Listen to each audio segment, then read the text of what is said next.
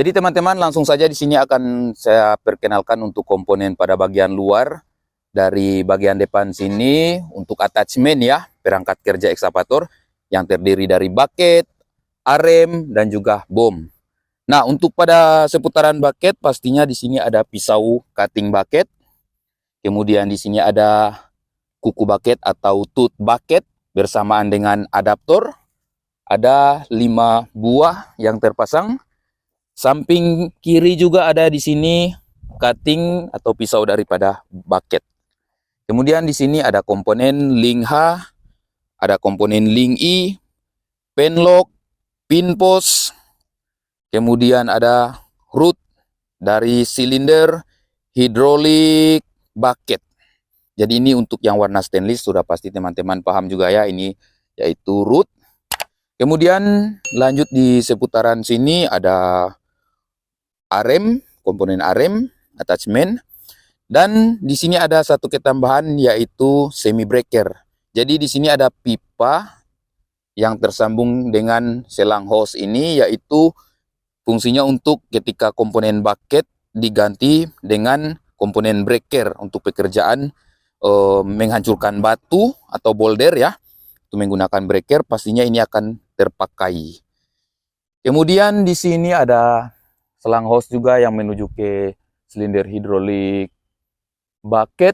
Kemudian dari komponen arem ada di atasnya juga silinder hidrolik arem bersama dengan hose juga di sana.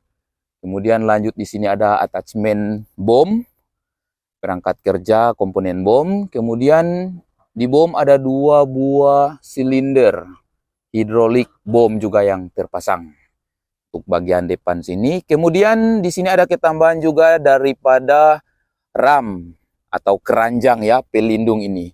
Ini sudah bawaan pabrik sesuai mungkin pesanan. Jadi fungsinya untuk menjaga ya keamanan dan keselamatan operator, ini sangat terjamin ini, safety-nya juga ini. Ini paling dijaga untuk kegiatan land clearing paling aman ini.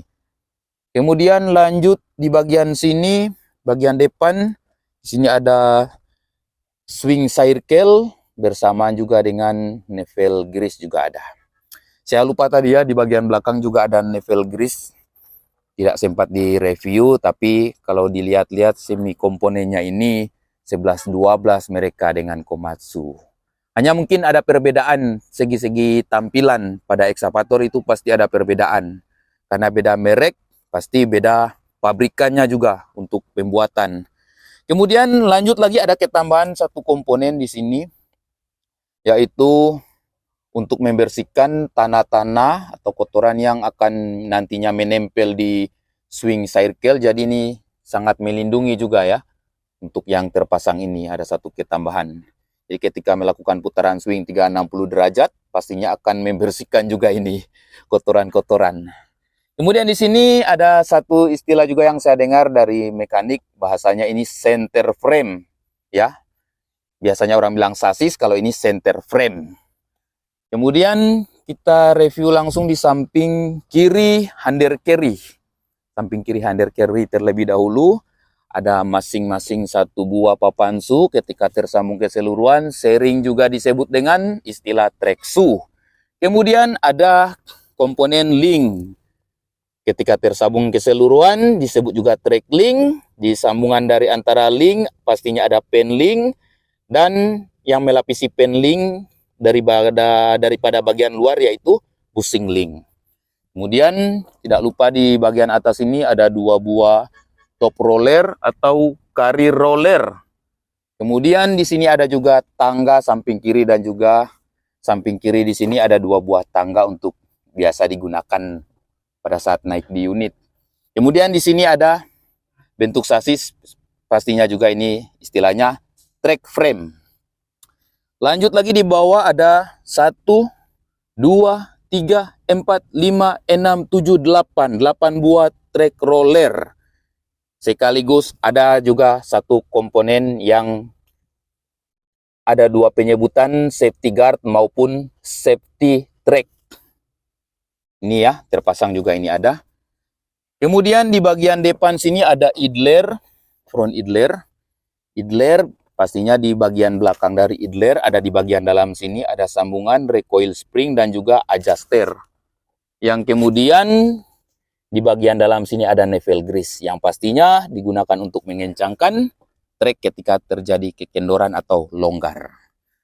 Jadi seperti ini untuk samping kiri hander carry. Posisi kabin ini menghadap ke sama arah untuk bagian depan. Jadi bagian depan kabin menghadap juga di bagian depan hander carry. Hander carry ada di sebelah kiri yang posisi saat ini. Kemudian kita akan menuju di sini bagian belakang dari hander carry, yaitu ada final drive, kemudian ada sprocket. Biasanya di sini ada rumah dari sprocket, yaitu hub housing, cuman tertutup tanah ini. Begitu ya. Dan pastinya juga di sini ada garis datar untuk mengukur level daripada nantinya penggantian servis oli final drip. Biasanya juga di sini ada kodenya ini, tapi karena tertutup tanah jadi tidak terlihat jelas. Lanjut di bagian samping kiri body unit, coba kita buka di pintu sini. Di bagian belakang ini, ada komponen baterai. Di sini baterainya menggunakan 120 ampere, ada 2 buah. Kemudian di sini ada komponen kondensor, baik radiator maupun pendingin oli hidrolik, maupun pendingin juga menuju ke engine. Sering juga disebut aftercooler. Nah, ini aftercoolernya ini, bagian belakang. Yang bagian depan ini untuk AC ini, menghubungkan ke AC ini kondensornya ini. Kemudian di sini ada tangki untuk menambah air coolant atau air radiator. Tangki cadangan ya, pengisian tangki cadangan. Kemudian di sini ada tangki juga untuk air wiper, pembersihan kaca di depan kabin. Kemudian di sini ada air cleaner. Sambungan dari air cleaner di atasnya ada air pre-cleaner. Tidak lupa juga di sini ada satu buah kunci kontak. Satu buah kunci kontak di sini untuk memutuskan aliran listrik dari baterai sini yang akan menuju ke bagian dalam kabin. Menuju ke komponen panel monitor juga. Ini aliran listrik ya. Jadi kalau terjadi korslet, cepat-cepat bisa kita matikan lewat kunci kontak ini. Agar tidak terjadi hal-hal yang tidak diinginkan, takutnya terjadi kebakaran, itu yang dikhawatirkan. Lanjut di bagian belakang pastinya ada counterweight. Kemudian di bagian bawah sini body unit, ya maklum ya, namanya juga kegiatan pekerjaan tidak pernah disangka-sangka bisa bengkok seperti ini. Kita juga tidak tahu material bisa naik untuk menghantam body bawah ini. Di bagian bawah sini pastinya ada tempat pembuangan oli engine dan juga oli motor swing juga pastinya ada ini tempat drainnya pembuangan. Kemudian lanjut di bagian kanan hander carry, pastinya di dalam sini ada motor travel dan juga di bagian tengah ini pastinya juga center frame dan di atasnya juga ada swing circle sambungan dari depan tadi. Kemudian di sini pastinya juga di dalam ada motor travel. Seperti ini tampilan untuk Sunny 215C. Coba kita lanjut di samping kanan. Body unit. Di samping kanan body unit, di sini ada water separator. Sekaligus ada keran dry-nya ya, tempat pembuangan untuk campuran air yang masuk ke dalam solar tertampung di water separator. Jadi di awal sih biasanya dibuang ini. Dibuka keran di sini untuk pembuangan air pada water separator. Di sana juga ada keran dari tangki fuel untuk pembuangan juga campuran air yang masuk ke dalam tangki fuel. Itu ya, ada kerannya. Kemudian ini filter oli daripada engine. Kemudian ini untuk tampilan daripada hydraulic pump atau pompa hidrolik dari ekskavator. Tidak lupa juga di sini ada selang level untuk memantau level oli hidrolik ya. Seperti saat ini kelihatan jelas prosedur parkirnya ini jelas ini untuk pengecekan oli hidrolik. Jadi di sini terlihat jelas full itu olinya. Kemudian kita coba lanjut ya. Kita lanjut di bagian kanan bodi. di sini juga ada terpasang 2 buah komponen. Tapi ini komponennya ini saya sudah coba tapi mungkin belum diaktifkan. Ini komponen saklar dan juga emergency stop. Jadi memutuskan aliran listrik sekaligus mematikan engine. Itu juga ya, emergency stop. Kalau terjadi apa-apa bisa juga kita kendalikan lewat situ kalau sudah tersambung. Kemudian di sini lanjut untuk samping kanan under carry, pastinya nama komponen keseluruhan sama, tidak ada yang berbeda. Sama juga di sebelah kiri tadi. Dan terakhir kita coba lanjut naik ke bagian atas kabin atau bagian bodi ya. Di sini juga ada lampu kerja, lampu penerangan bersama juga dengan spion. Di bagian depan sini kiri dan kanan juga ada lampu penerangan. Kemudian pastinya untuk titik nempel grease sama juga dengan unit Komatsu. Kalau diperhatikan sama semua titik-titiknya. Kemudian di sini tangki fuel ya, untuk pengisian bahan bakar minyak solar. Lanjut di bagian sini ada komponen hose yang menuju ke bagian depan attachment. Tidak lupa di sini ada motor swing bersamaan juga dengan stick level oli swing untuk memantau keadaan level oli swing. Kalau kurang ditambah. Kemudian di sini untuk tempat menambah daripada oli swing. Tidak lupa di bawah ada center swivel joint atau sering juga disingkat center joint. Itu komponennya. Kemudian di sini ada komponen control valve. Control valve di sini. Lanjut di sini ada tempat pengisian oli hidrolik.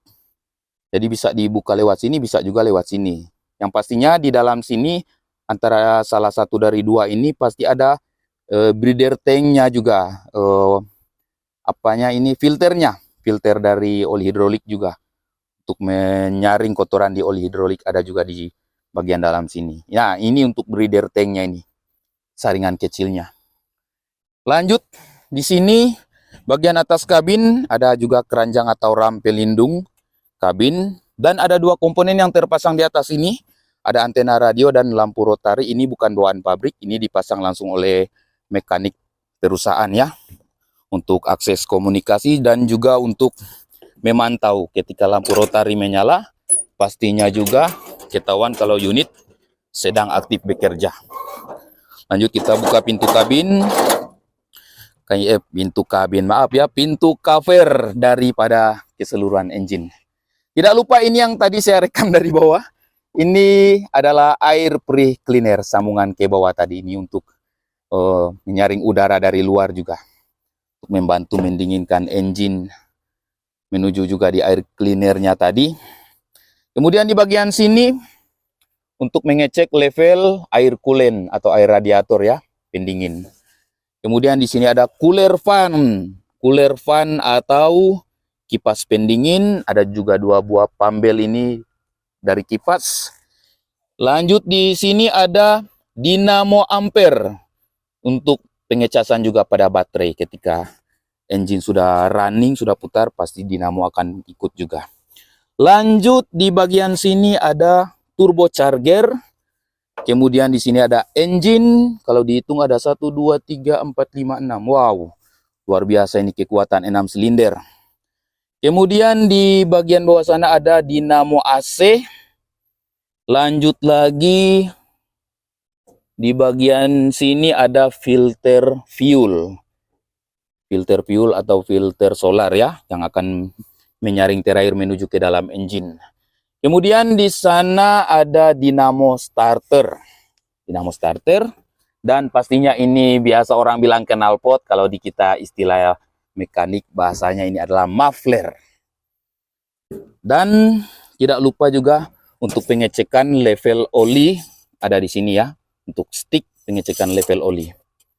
Jadi seperti ini tampilan pada unit ekskavator Sany. Semoga bermanfaat juga buat teman-teman semuanya dimanapun berada. Dan pastinya besok-besok kalau ketemu unit seperti ini, teman-teman tidak akan asing lagi. Karena sudah mengenal terlebih dahulu. Jadi ketika besok-besok melakukan P2H atau tes unit di lapangan, pastinya teman-teman auto tahu dengan jelas sebelum naik di unit sudah ketahuan dengan jelas seperti apa keadaan tampilan luar pada ekskavator. Jadi sekian dulu, semoga bermanfaat dan sukses selalu.